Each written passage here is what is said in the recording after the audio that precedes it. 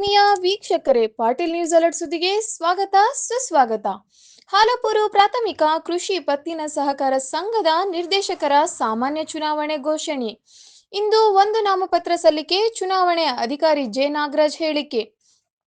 ಮಸ್ಕಿ ತಾಲೂಕು ಹಾಲಪೂರ ಕೃಷಿ ಪತ್ತಿನ ಸಹಕಾರ ಸಂಘದ ನಿರ್ದೇಶಕರ ಸಾಮಾನ್ಯ ಚುನಾವಣೆ ಘೋಷಣೆಯಾಗಿದ್ದು, ಅದಕ್ಕಾಗಿ ಅನೇಕ ಅಭ್ಯರ್ಥಿಗಳು ಪೈಪೋಟಿ ನಡೆಸಿದ್ದು, ಈಗಾಗಲೇ ತಮಗೆ ಒಳಪಡುವ ಕ್ಷೇತ್ರಕ್ಕೆ ಸ್ಪರ್ಧಿಸಬೇಕೆಂದು ನಾನಾ ಕಸರತ್ತು ಓಡಾಟ ನಡೆಸಿದ್ದಾರೆ.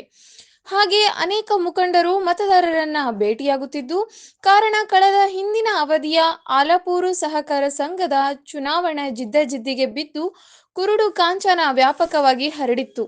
ಹೀಗಾಗಿ ಇವಾಗ ನಡೆಯುವ ಚುನಾವಣೆಯೂ ಸಹ ಬಹಳಷ್ಟು ಪ್ರತಿಷ್ಠಿತ ಪಡೆದಿದ್ದು, ಅದಕ್ಕೆ ಹಾಗೆ ಆಗಬಾರದು ಎಂದು ವಿವಿಧ ಪಕ್ಷದ ಮುಖಂಡರು, ಹಿರಿಯರು ಹೇಗಾದರೂ ಮಾಡಿ ಅವಿರೋಧವಾಗಿ ಅಭ್ಯರ್ಥಿಗಳನ್ನ ಆಯ್ಕೆ ಮಾಡುವ ಪ್ರಕ್ರಿಯೆ ಮಾಡಬೇಕು ಎನ್ನುವ ಸಭೆಗಳು ನಡೆದಿದ್ದು, ಅದು ಎಷ್ಟರ ಮಟ್ಟಿಗೆ ಫಲ ಕೊಡುತ್ತದೆ ಎಂಬುದನ್ನ ಕಾಯ್ದು ನೋಡಬೇಕಾಗಿದೆ.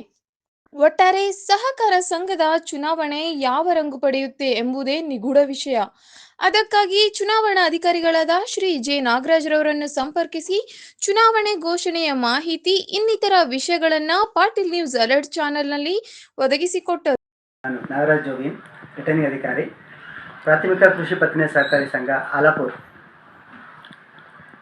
ದಿನಾಂಕ 10ರಂದು ಚುನಾವಣೆ ನಡೆಯಲಿದ್ದು, ಒಟ್ಟು ಚುನಾಯಿಸಬೇಕಾದಂಥ ಸ್ಥಾನಗಳು 12. ಸಾಲಗಾರ ಕ್ಷೇತ್ರಕ್ಕೆ 11 ಸ್ಥಾನಗಳು.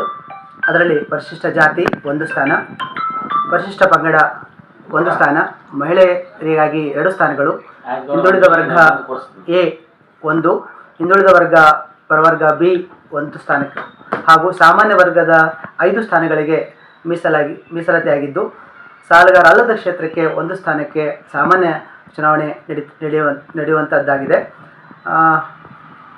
ಸ್ಪರ್ಧಿಸುವಂತೆ ಇಚ್ಛುವಂಥ ಅಭ್ಯರ್ಥಿಗಳು ನಾಮಪತ್ರವನ್ನು 26/12/24ರಂದು ಪ್ರಾರಂಭವಾಗಿದ್ದು, ಕೊನೆ ದಿನಾಂಕ 2 ಜನವರಿ 2025 ರಂದಾಗಿರುತ್ತದೆ.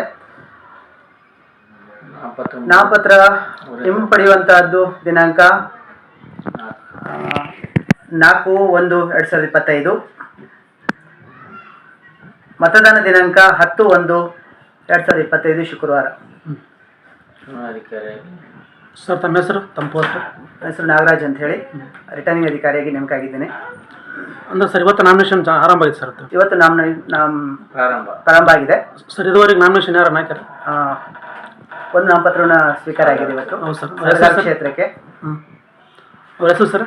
ಹೆಸರು ಯಾವ ಊರು? ವಾಸನಗೌಡ ಅಂತ ಹೇಳಿ. ವಾಸನಗೌಡ ಸೋಮನಗೌಡ ಜನರಲ್ ಸ್ಥಾನಕ್ಕೆ. ಅಂದ್ರೆ ಒಂದು ಇವತ್ತು ನಾಮಿನೇಷನ್ ಫೈಲ್ ಆಗಿದೆ. ಅಂದ್ರೆ ಫಲಿತಾಂಶ 10ಕ್ಕೆ ಸರ್. ಸಾಮಾನ್ಯ ಸ್ಥಾನಕ್ಕೆ ಚುನಾವಣೆ ಮುಗಿದ ನಂತರ ಅದೇ ದಿವಸ ಸಾಯಂಕಾಲ ಮತ ಎಣಿಕೆ ಆಗುತ್ತೆ.